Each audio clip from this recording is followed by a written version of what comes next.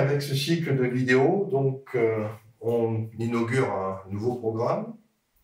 On est toujours dans la physique quantique, mais dans ce qu'on appelle la seconde quantification. Donc, je vous rappelle, cette seconde quantification, elle consiste simplement, dans la première, on associe une longueur d'onde, donc une onde de matière, une longueur d'onde à toute masse. C'est-à-dire qu'on prend les objets corpusculaires et on les rend ondulatoires. Comme on l'a vu, il y a aussi les lumières, la lumière qui est une onde qui doit avoir un aspect corpusculaire. En première quantification, on oublie ça. On laisse la lumière avec ses équations de Maxwell, c'est-à-dire qu'on ne se préoccupe pas de l'aspect corpusculaire de la lumière. Alors pourquoi on ne s'en préoccupe pas? Tout simplement parce qu'on va toujours dire en première quantification que le nombre de photons est très grand. Et dès que le nombre de photons est très grand, effectivement, ça va se comporter de façon cohérente, collective, comme ce qu'on appelle une onde. C'est un petit peu comme l'eau. Quand vous la regardez sous un gros volume, eh bien, elle va avoir des ondes à sa surface. Vous voyez, la mer a toujours des vagues parce que c'est un gros volume et que tout ça, c'est cohérent. Par contre, si vous prenez un tout petit volume d'eau, il n'y a pas de vague. Ça apparaît comme une goutte. Donc, quelque chose qui est corpusculaire. Donc, c'est toujours un peu cette idée. Quand j'ai beaucoup de gouttes, ça fait un océan et je vois apparaître les ondes. Si j'ai très peu de gouttes, il n'y a plus d'ondes, il n'y a plus que des particules. Voilà, c'est la pluie. Et pourtant, c'est toujours de l'eau, mais qui se manifeste soit sous forme de pluie, soit sous forme d'océan. Donc, la seconde quantification, ça va être de dire « Ah oui, mais tout est sous forme de gouttes, même l'océan. » C'est une petite goutte, certes, mais il y a des gouttes. Voilà. Et donc, pour voir la structure en gouttes de l'océan, il faut prendre un petit océan. Ça va être une petite échelle. Donc, on a cette première quantification qui est très satisfaisante parce qu'elle résout tous les grands problèmes du 19e siècle. Elle a permis, en particulier aujourd'hui, elle est très bien, elle est enseignée, hein, alors pas au lycée, hélas, mais en école d'ingénieur. Toute école d'ingénieur a un programme de mécanique quantique où on apprend exactement ce que je vous ai dit, sauf qu'on le fait avec beaucoup de mathématiques au lieu de le faire avec des petits objets et sans mathématiques, ou du moins un minimum, le minimum minimorum, tel qu'on l'a montré. Alors maintenant, comme je vous l'ai dit, on n'a pas résolu tous les problèmes. Et effectivement, on va tout de suite voir qu'il y a un problème, par exemple, avec l'équation de Schrödinger. On a parlé de cette équation qui permet de prévoir, de calculer la probabilité de présence d'un électron si je connais les potentiels. Par exemple, ici, je peux connaître les potentiels de tous les atomes de carbone et d'hydrogène.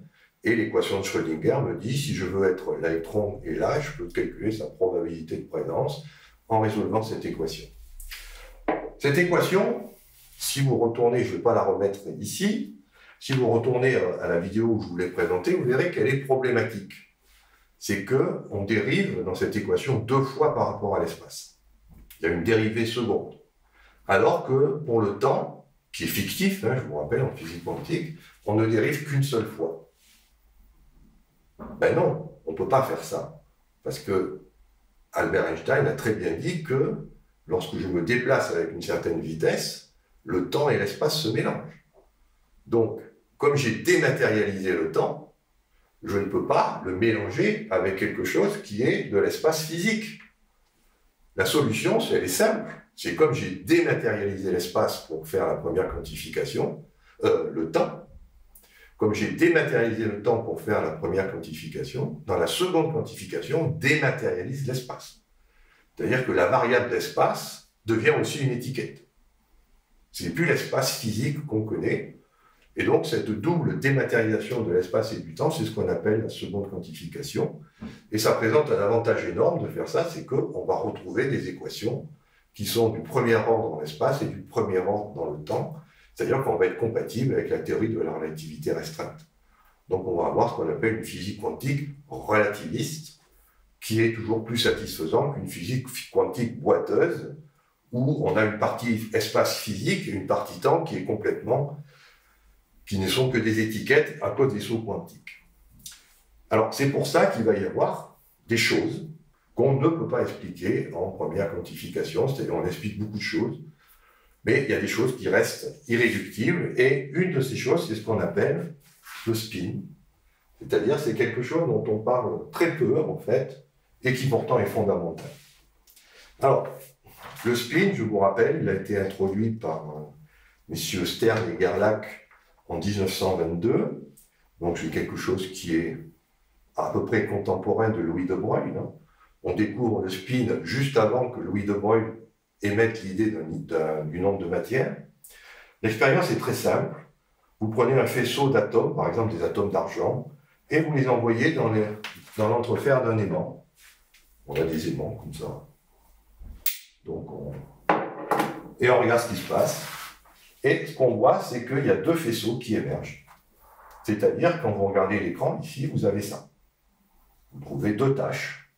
Un faisceau est allé vers le haut, et un autre faisceau est allé vers le bas de façon symétrique. Là aussi, on a un problème.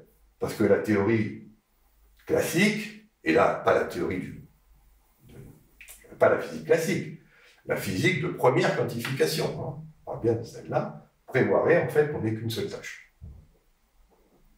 Or, on en a deux. Et voilà, un nouveau problème qui apparaît.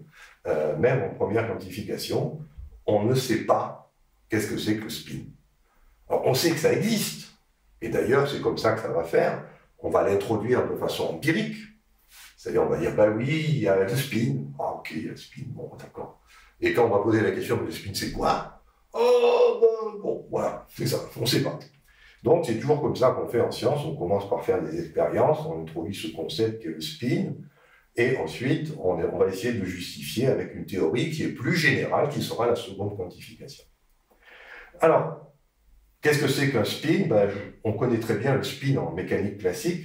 C'est les propriétés qu'ont les objets de tourner autour d'un autre objet, par exemple la Terre tourne autour du Soleil. On dit qu'elle a un mouvement de spin orbital, elle est en orbite.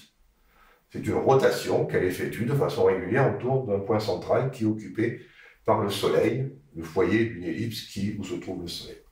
Mais on sait aussi que la Terre est en rotation sur elle-même, indépendamment du fait qu'elle tourne autour du Soleil en 365 jours. En 24 heures, elle a fait une rotation complète sur elle-même, c'est-à-dire qu'il y a un autre mouvement qui est une rotation intrinsèque. Alors, ça va être pareil en physique quantique, il va y avoir ces deux types de mouvements de rotation.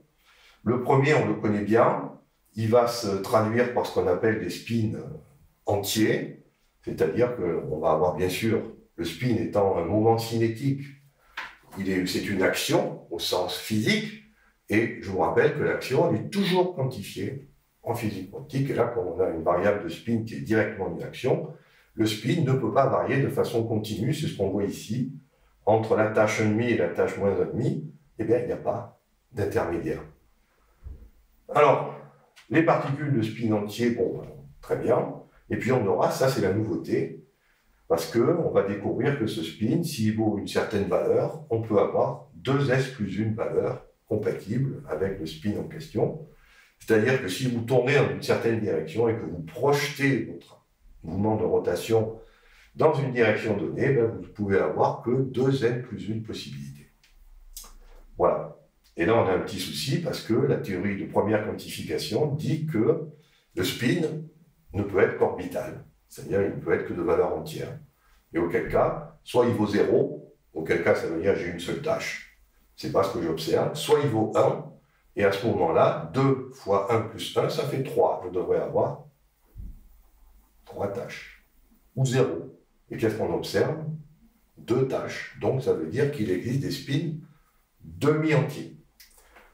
On parle par ici, par exemple, de spin 1,5. Pourquoi? Parce que quand je fais 2 fois 1,5 plus 1, ça fait 2. C'est bien 2 tâches. Et c'est pour ça qu'on indique la variable de spin, en général, par la valeur de la projection du spin, dans un petit symbolisme qu'on appelle le quête de Dirac, qui permet de savoir dans quel état on se trouve le spin. Voilà, donc ça c'est la nouveauté. Enfin, c'est pas la nouveauté, c'est le problème qu'on a en première quantification. L'expérience montre qu'il existe du spin, une variable qu'on appelle le spin, et la théorie de première quantification, elle, non, ça ne devrait pas exister. Donc, on sait que la première quantification est fausse. Enfin, du moins, elle est approximative, il va falloir trouver une autre théorie. Et en fait, c'est très facile de comprendre pourquoi ça ne marche pas. Parce qu'en fait, dans l'équation de Schrödinger, comme je le dis, le temps et l'espace jouent des rôles différents. Et ça, c'est en violation avec le principe de relativité qui dit que quand je me déplace à une certaine vitesse, le temps et l'espace doivent se mélanger, et s'ils doivent se mélanger, ils doivent jouer un rôle symétrique dans l'équation pour que je puisse passer du temps à l'espace et de l'espace au temps. Avec des dérivées secondes et des dérivées premières, je ne peux pas faire ce mélange, donc l'équation est forcément approximative dès le départ. On peut le voir d'une autre façon. On sait qu'en relativité restreinte, Einstein a introduit sa théorie de la relativité restreinte, il dit il y a bien sûr des variables d'espace, je vis dans un espace à 3 dimensions, devant, derrière, dessus, dessous, avant, après. Devant, derrière, dessus, dessous, à gauche, à droite, ça on l'a déjà dit, mais il faut aussi que je parle de là où je suis au moment, à un moment donné, c'est-à-dire qu'il vous faut 4 variables, x, y, z et t, avec la variable t qui est affectée d'un nombre complexe. On doit aussi travailler avec des nombres complexes, mais là c'est pas fondamental, c'est juste une commodité de calcul pour dire que lorsqu'on calcule la distance dans l'espace-temps à 4 dimensions, il faut soustraire la coordonnée de temps et pas l'additionner. C'est une astuce mathématique. Le fait que ce soit un complexe n'a rien à voir avec la physique quantique, où là, les complexes sont absolument nécessaires, puisqu'ils donnent des ondes, et qu'on a besoin des ondes pour interférer. Donc, Einstein nous dit, pour caractériser un événement en physique, il faut 4 coordonnées, x, y, z et t. Que nous dit Schrödinger? Eh bien, que le temps n'existe plus en physique quantique, puisque c'est une étiquette. Donc, on n'a que 3 coordonnées, en fait, x, y et z. Ah oui, la quatrième de la relativité, ben c'est le spin.